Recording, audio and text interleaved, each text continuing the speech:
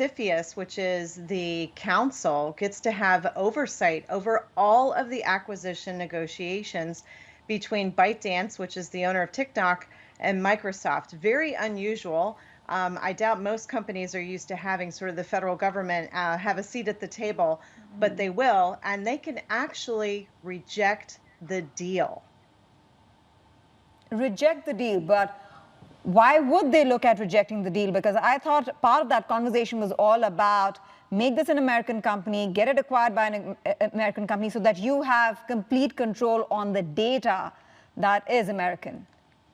I think that's the part that they're going to have to show that they can quickly divest the infrastructure, show that the data will be transferred, only stored on potentially cloud infrastructure that's in America.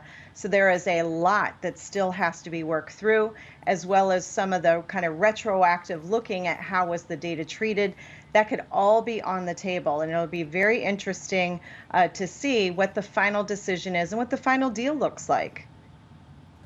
Teresa, it's interesting because when we talk about what's at stake here, I mean, the very basis of it is whether or not this is a national security risk, because you've still heard doubters on that front. And just based on what you know about cybersecurity risks, what do you think here? Because we've heard from Kevin Meyer, the CEO, American CEO of the company, saying essentially the data is stored on servers outside China, including one here in Singapore.